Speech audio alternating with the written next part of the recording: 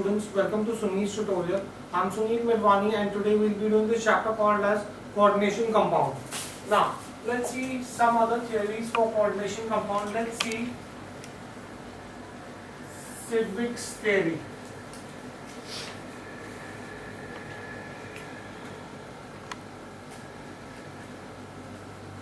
Civics electronic theory. It's called as Civics theory or Civics electronic theory.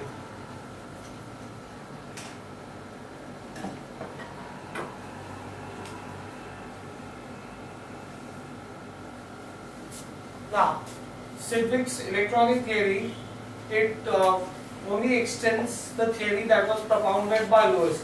According to his theory, he said that when a coordination compound is formed, the central metal atom is generally an atom which has electron deficiency, whereas the ligand is a group of atom or an atom which is rich with electrons. As a result of which, when they combine with each other, the electron rich species donates a pair of electrons to the electron deficient species. Fine, do we get this in here? Very simple, very straightforward theory. So I can say that Civic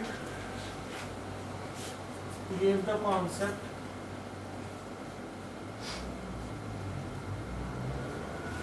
of coordination bonding in this theory. Coordination bonding in this theory.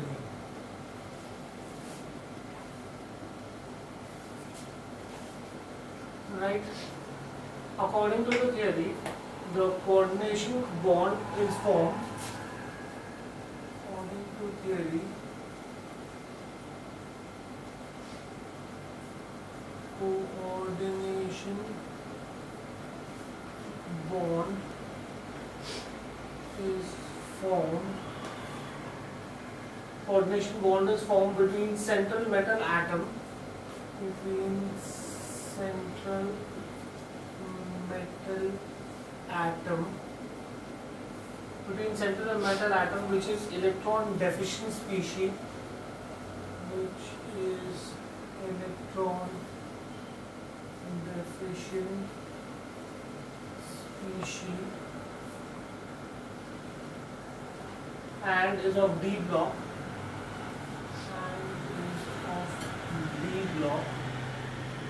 and the ligand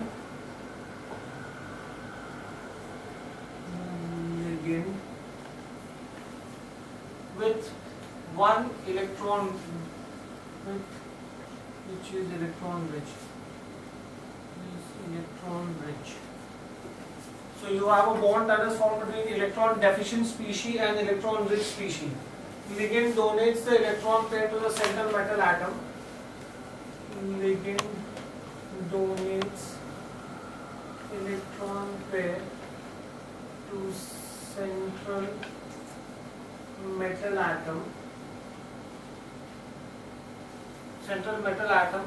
And forms a coordination bond.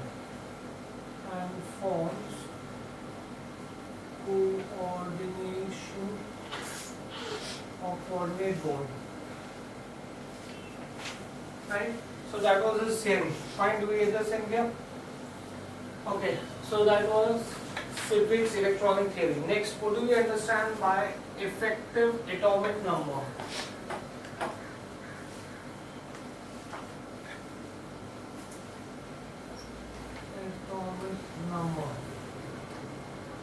Effective atomic number is also represented as EAN.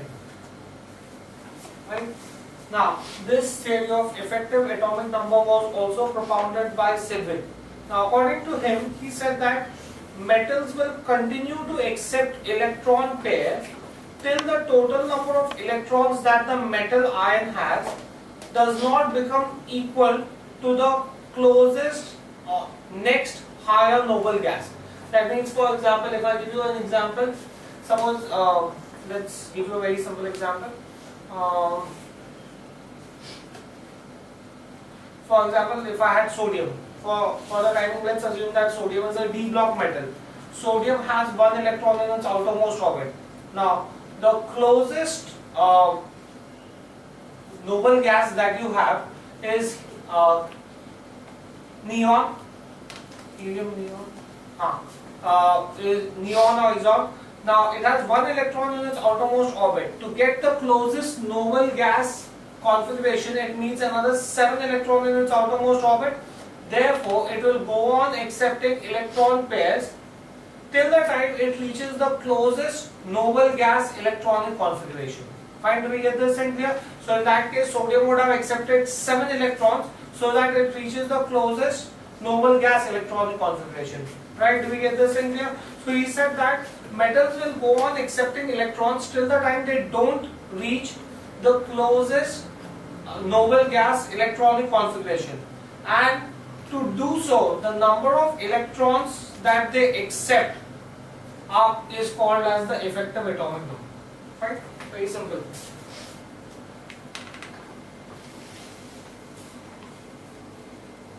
Sidgwick suggested that metal ions will continue accepting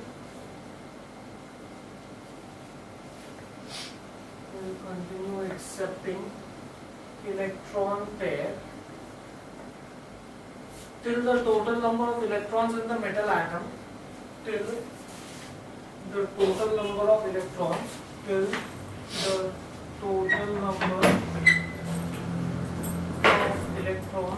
the metal atom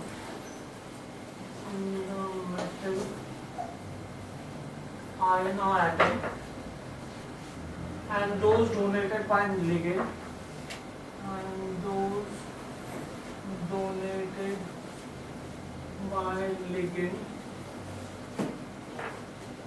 is equal to the next higher noble gas.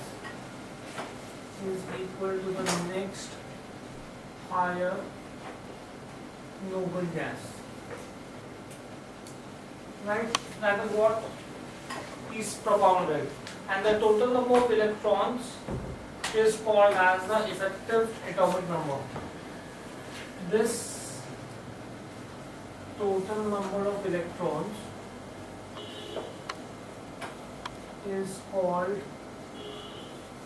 effective atomic number. Right? Let me explain this to you with the help of a formula. So effective atomic number is nothing but the atomic number of the metal. Atomic number of metal. Let us assume that the metal has gone into ionic form. If it has gone into ionic form, then it must have lost a couple of electrons. When sodium atom becomes sodium metal, it loses one electron. So minus the number of electrons lost in ion formation, number of electrons lost in ion formation, plus. Now, in order to gain the closest noble gas electronic configuration, then the sodium ion would be required to accept 8 electrons. So the number of electrons gained to get the next higher noble gas electronic configuration. So number of electrons gained from the donor atom of the ligand. Number of electrons gained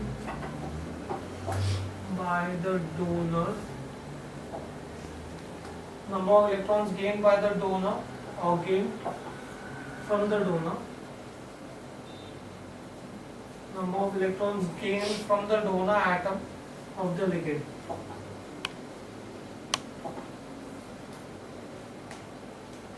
Thus, I could say effective atomic number is nothing but Z minus X plus Y, where X would indicate the number of electrons lost in ion formation and Y would indicate the number of electrons gained to form a ligand.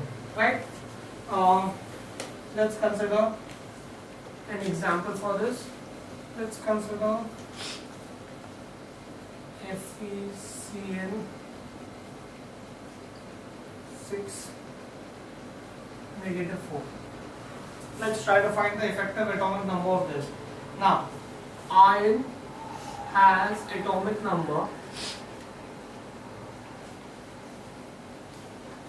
26, right? So in that case, I can say that effective atomic number is the atomic number of the metal minus the number of electrons lost in ion formation. In order to combine the cyanide group, it loses 2 electrons. So minus 2 plus the number of electrons gained to get the next closest electronic noble gas electronic configuration, 12. Therefore, the effective atomic number is here going to be 36. 24? 36. Right? 2 here indicates the oxidation number, and 12 is the number of electrons that are donated by the ligand cyanide group. Right? This gives an atomic number which is the stable atomic number as per the effective atomic number rule. Fine, do we get this in here? So, do we understand how we get this?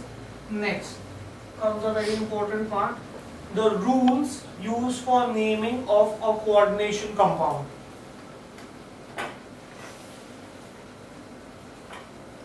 Now, I look at nomenclature of mononuclear coordination compound. Mononuclear coordinate compounds.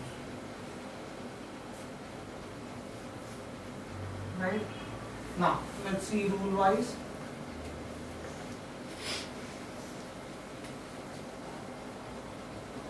Right? First rule, the order of naming the ions. Order of naming ions. When you are naming the ions, cations are named before anions. Right? Cations are named before anions. Right? So if you have a compound where you have a cation as well as an anion, the cation is going to be named before the anion. Fine, do we get this in here? For example, I can say that example, suppose if I had a compound like this, KAgCN2, right? Here the cation is going to be K, potassium. So potassium is going to be named before silver, right? So you will have potassium. Suppose if you have, this is going to be potassium.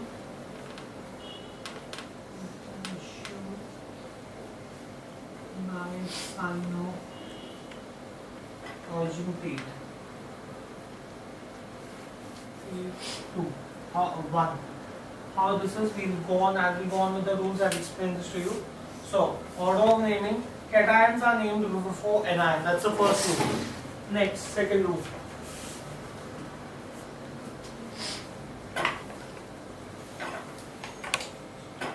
Naming in the coordination sphere. Naming in coordinate sphere. How do I name in the coordinate sphere? When in the coordinate sphere, when naming in the coordinate sphere, the ligands are to be named before the central metal ion. Ligand are named first. Named first. Ligands are named first, and then the central metal ion, and then the central metal ion. Coordination sphere will be the one which is in a square bracket. So if I pursue the same example, suppose like here you had K, Kg, CN2.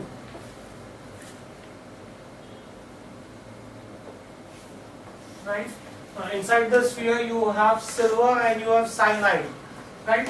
So in which case silver is the central metal atom for the coordination sphere and cyanide is the ligand. So the ligand name will come before the central metal atom. So in this case, therefore, this name will be potassium, which is outside the coordination sphere. The ligand name will come first. So this is dicyano and then silver. So this is argentate 1. Right? So potassium comes first because that's the cation inside the coordination sphere. The ligand comes first and then you have the central metal atom naming. Fine, do you get this in here? Then the next rule is names of ligands.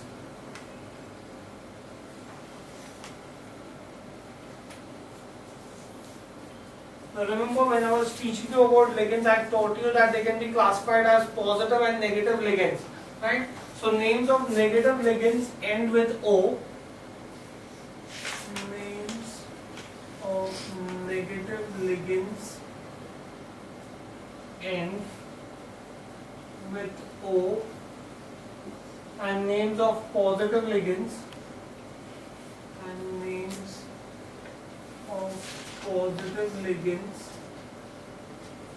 end in IUM.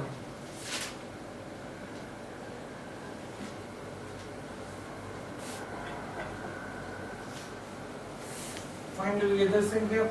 So if we see the same example, suppose if I have KAgCN twice, right? This is potassium. Inside the coordination sphere, the ligand has to be named first. The ligand here is cyanide group. Cyanide group is a negative ligand. Therefore, its name will end in cyano 2. Therefore, dicyano. Right? Argentate 1. I could give you another example. Now, if I have to find a positive ligand, suppose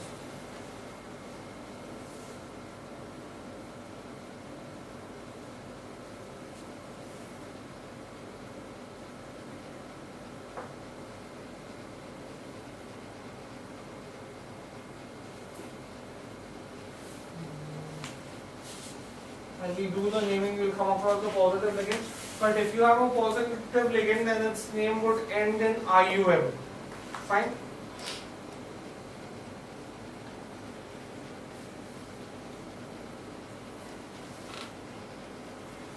Next, let's go on to the next rule. As I come up with the naming, I'll show it to you. Right? Then this was names of the ligand. Then order of naming ligands. Order of naming ligands. Rule for order of naming the ligands. Now, when more than one type of ligand is present in the coordination sphere, then they are named in alphabetical order without separation by hyphen. So you have when more than one ligand, more than one type of ligand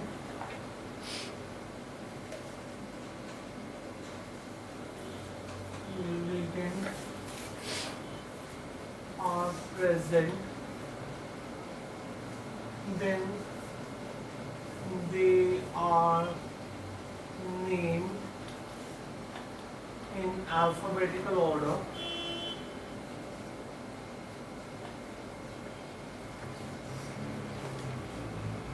without separation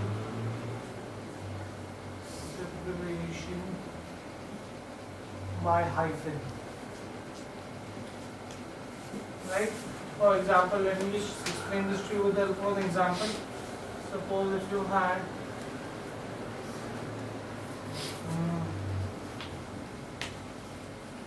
PP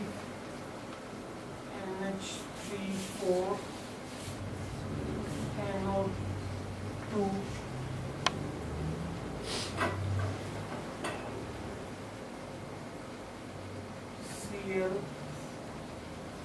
ClSO4. Right? Look at the coordination sphere. The coordination sphere here has three ligands. It has amine group, it has nitro group, and it has chloro group. When you have multiple ligands, then you write the multiple ligands in alphabetical order. That means first you will have the amine group, then you will write the chloro group, then the nitro group, then you will write the name of the central metal, that is platinum, and then the sulfate. So the name for this will be, you have 4 amine groups, so tetraamine,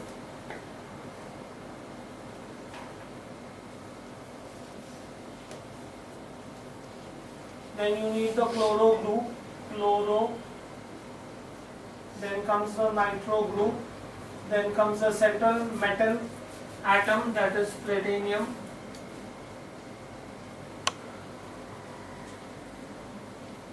and then outside the coordination sphere you have sulfate. So this will be tetraamine chloro nitro platinum 4 sulfate. Fine, do we get this in here?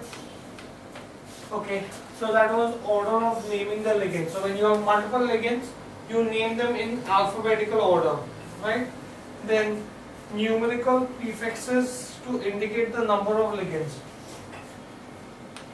Numerical prefix to indicate number of ligands.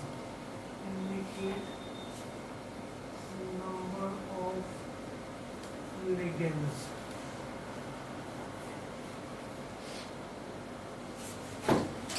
Now, when you have more than one ligand of a particular kind present in the complex, then you have the name that is given di, tri, tetra, depending upon how many of them you have, right? To indicate that there are 2, 3, 4, that way, right? So when more than one ligand,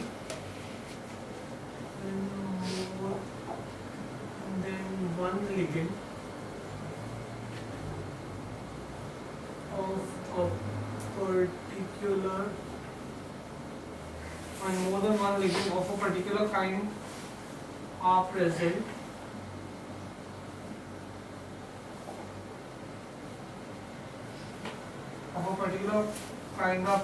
in the complex, right? Then you have the name, that is then the prefix, and then the prefix di, tri, tetra, penta, etc. can be used. Are used to indicate the numbers.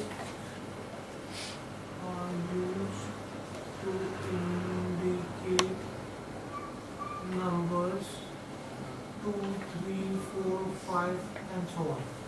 Fine, do we get this in here? When the names of the ligands include numerical prefixes, when names of ligands include numerical prefixes, that is, they already have the name di, tri, tetra, then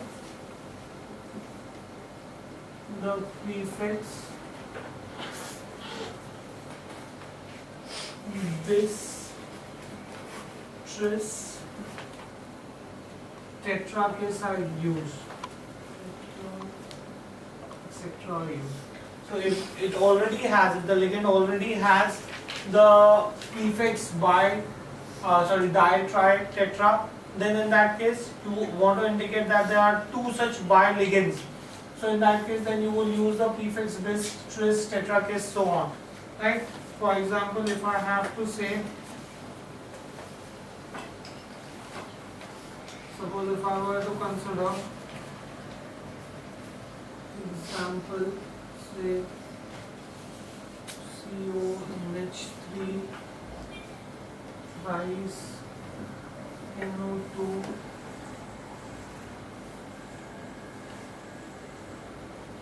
Cl2, that's in my coordination sphere, right? Now you have more than one ligand. So first of all, I need to know the alphabetical order. This is amine group, nitro group, chloro group. So amine will come first, then you will have chloro, then you will have nitro. So that will be the order of naming. Now I have 3 amine groups, therefore triamine, 2 chloro groups, therefore dichloro, and then nitro. Finally the central metal atom. So this is going to be triamine, dichloro, nitro, cobalt. That's how you would name it, right? So this indicates that there is more than one kind of ligand that is present in it. Fine, do we get this in here?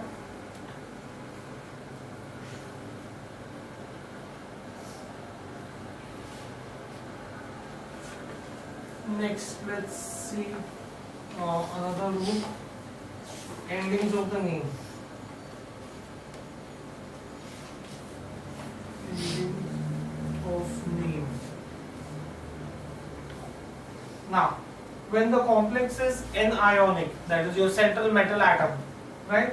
Then the names of the central metal atoms end in ATE. You will see that in all the previous examples, I had the names of the central metal atoms if they are anionic ending in ATE, right?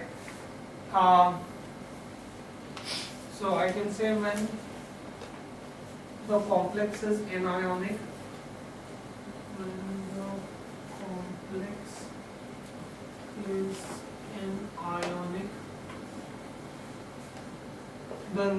then the names of the central metal atoms, then the names of central metal atoms, then the names of central metal atoms end in ATE, right? For cationic and neutral complexes, for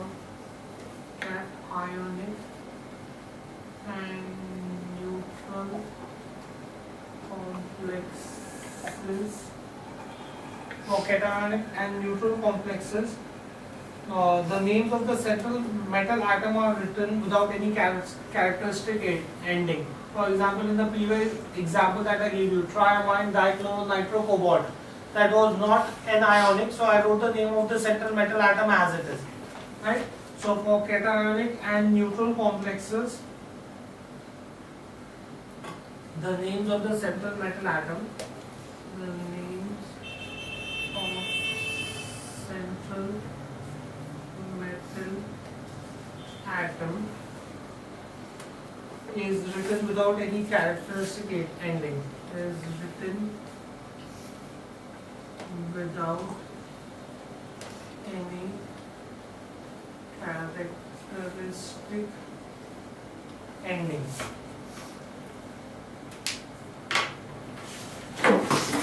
Characteristic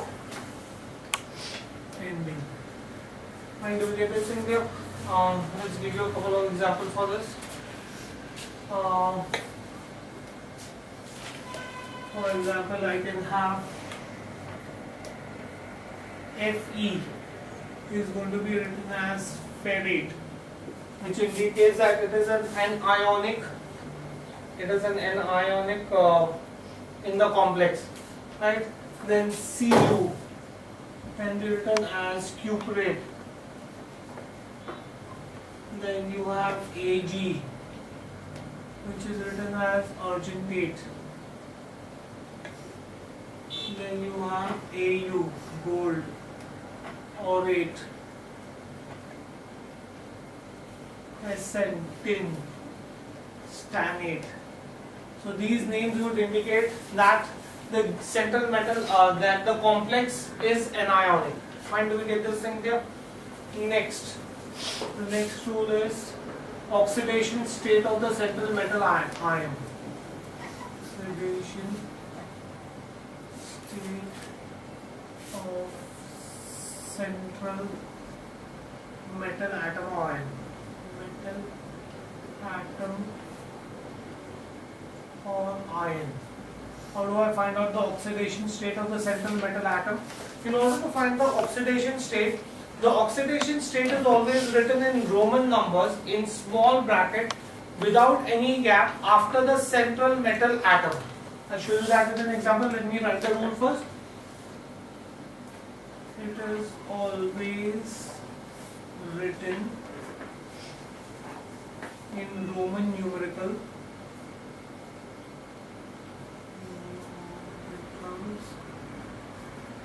Roman numerals in small bracket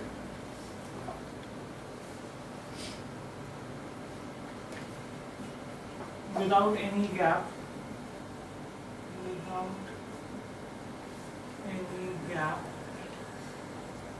after central metal atom.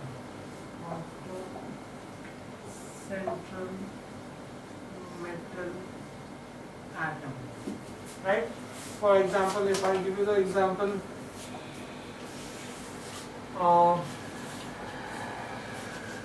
suppose if you add K2HgCl4, right? Now, here first this will be potassium. Now let's come to the coordination sphere. You have 4 chlorine, so tetrachloro.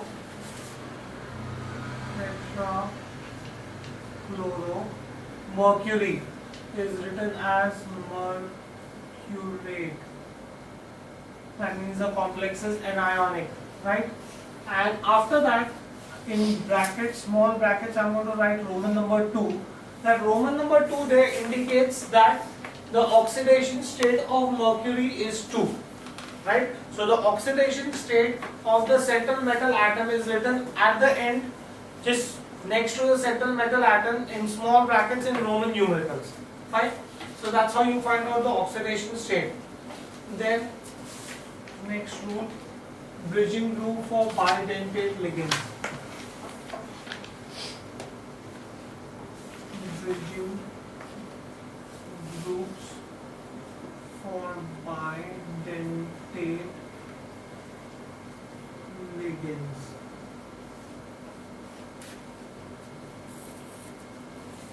Bridging group for bidentate ligands.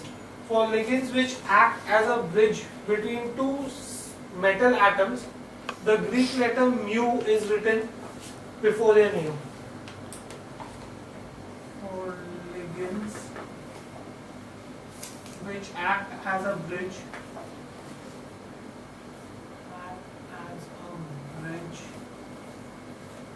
between two metal atoms, the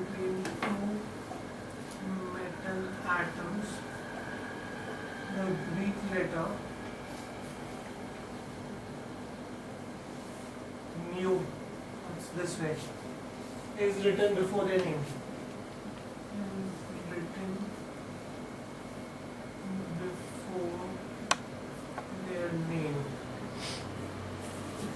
Right?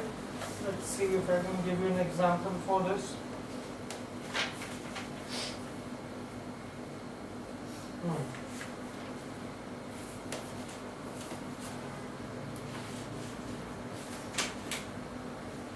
Suppose if I had a coordination sphere like this, H2O4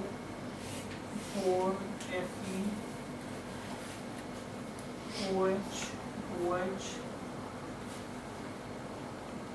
Fe H2O4.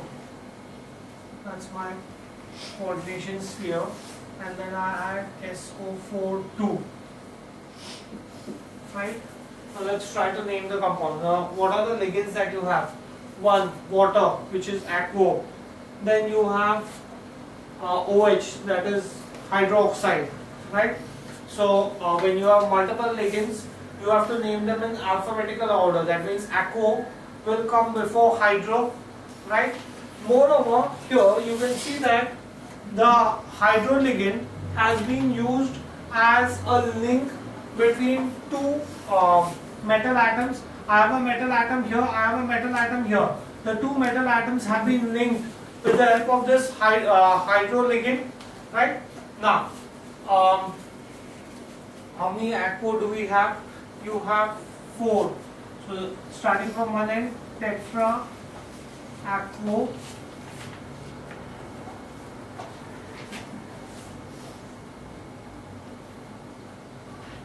Fe is iron.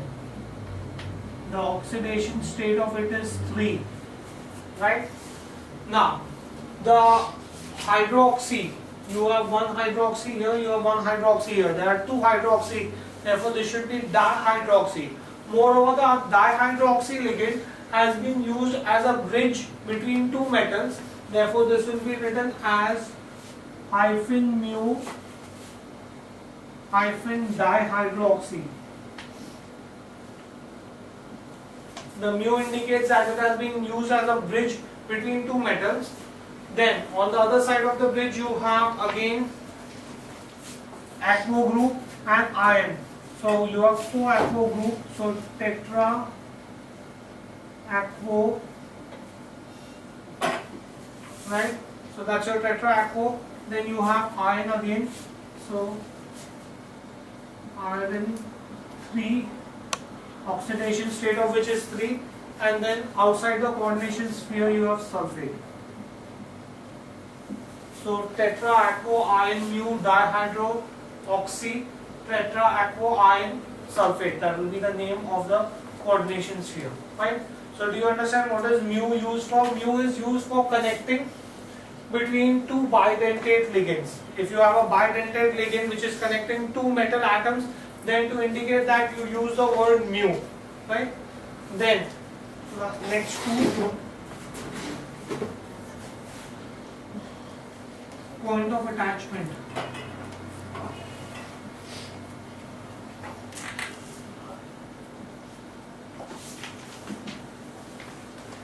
When a ligand coordinates through more than one atom, then the point of attachment of the ligand is indicated by putting a symbol on the atom through which the coordination occurs. I'll just write the rule and then I'll show it to you with the help of an example. When a ligand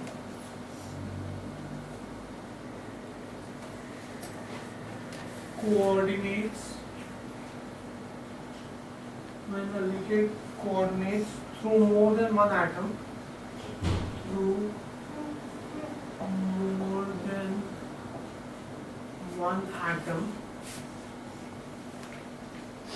then the point of attachment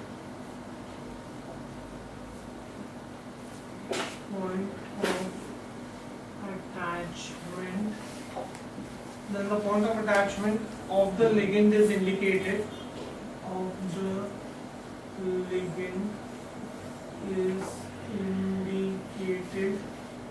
Then the point of attachment of the ligand is indicated by putting the symbol on the atom.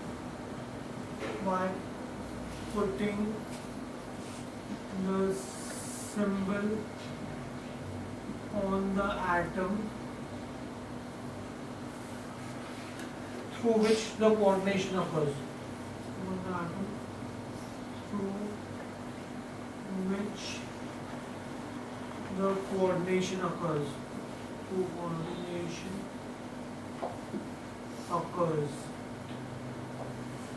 Right? After the name of the ligand.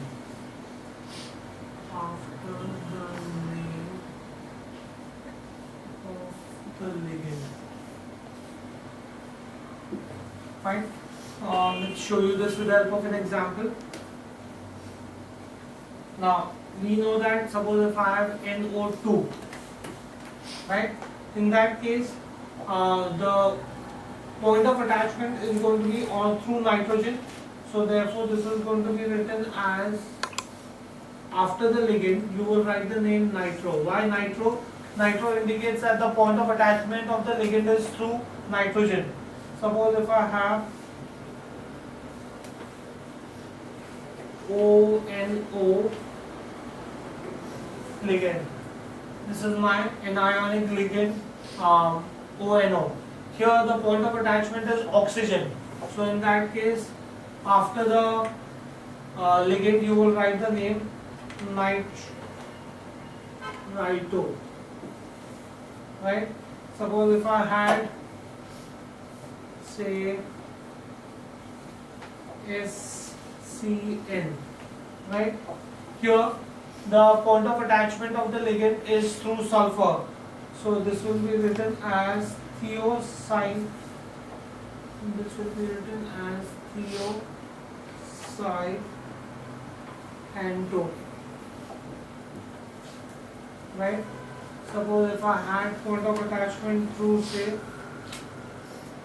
sulfur, but look at the structure now. Suppose if I had NCS, both are same, in the point of attachment is same in both of them, but here this is an isomer of it. This is here the point of attachment is not going to be through sulfur, but it is going to be through nitrogen. Therefore, this is going to be written as iso. The point of attachment is nitrogen, guys, not sulfur. Isothiocyanate.